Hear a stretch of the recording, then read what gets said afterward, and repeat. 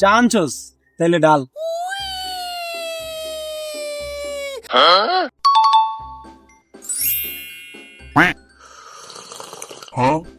কি রে মানুষের তো চা খায় কি লেগে রে?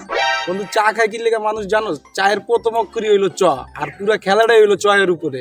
যেমন ধর যেমন মানুষ চা খায় চুমুক দিয়া, আর চুমুকের প্রথম অক্ষরটাই কি হইব কত? হ্যাঁ, চুমুকের প্রথম অক্ষরই তো চ দিয়ে হইব। আবার ধর চামচার থেকে দইরা চেয়ারম্যান পর্যন্ত চা খায়, আর এই চামচার চেয়ারম্যানের প্রথম অক্ষর কি হইব কত? হ্যাঁ, এটাও তো চ দিয়ে হইব। ধর আবার মানুষ চা খাওয়ার সময় অনেক চর্চা করে, আর চারপাশের পরিবেশ নিয়ে চুলসেরা বিশ্লেষণ করে।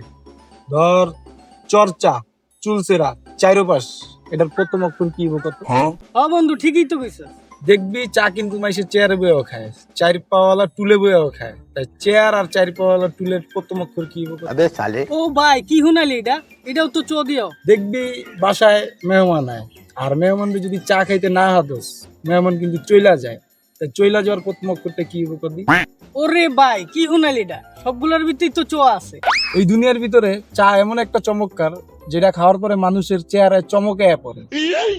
ধর চমৎকার, চেহারা, চমক, এটার প্রথম অক্ষর কি হইব কত? अरे मुझे चक्कर आने लग गया अब।